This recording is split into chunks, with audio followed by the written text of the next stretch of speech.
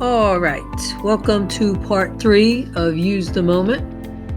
And just keep in mind that in order to use the moment and use it to our advantage, to be productive and positive, we have to live in the now and the present.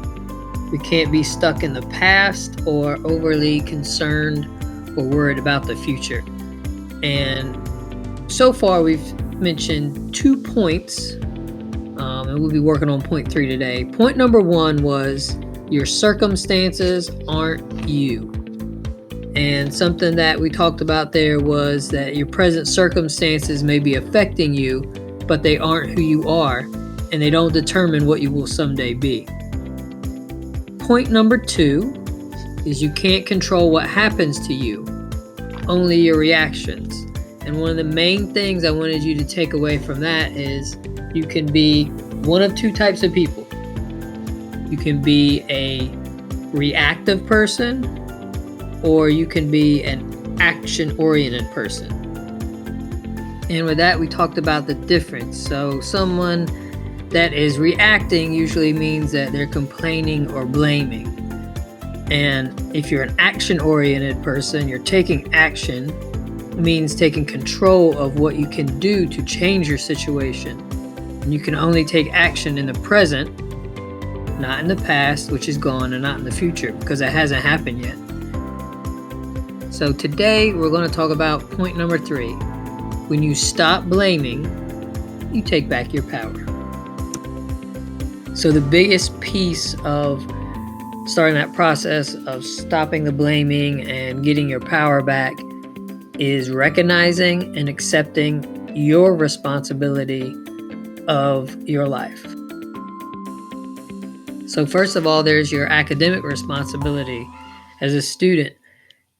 How much time are you spending on doing your homework, studying, reading? How much are you distracted while at school? How are your time management skills? What other things do you feel get in the way or are more important than your schoolwork? Taking a look at that, assessing it, and taking the responsibility that, oh, well, I have to do this big project tonight because I've procrastinated and haven't worked on it all this week. There's also your behavioral responsibility, how you act in school or out of school or later in life as an adult. A lot of that has to do with who you're associated with, who your friends are, what you consume, social media, music, movies, TV, video games, what you read. All of that ends up having a subconscious impact on you. It all comes down to the choices that you make. If you're caught up in showing this certain persona to a certain group of people, you end up acting a certain way around them, and then sometimes a different way around other people because you're trying to give this impression of yourself. The most common thing that I see is how students might react when their friends are around, or how they address a certain issue with either an adult or another student when their friends are around, but when they're by themselves, it's they're a completely different person. The last thing that I'll mention is the responsibility you have to your physical, mental, and ultimately your spiritual well-being.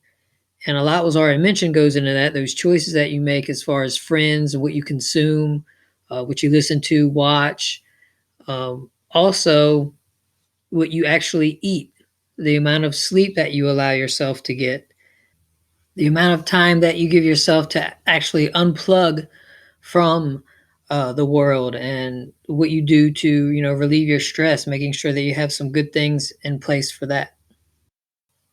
So when we assess our lives and take responsibility of all those aspects of our lives, we stop the blaming, and the viewpoint shifts from seeing circumstances as things that happen to you to seeing circumstances as something that you create.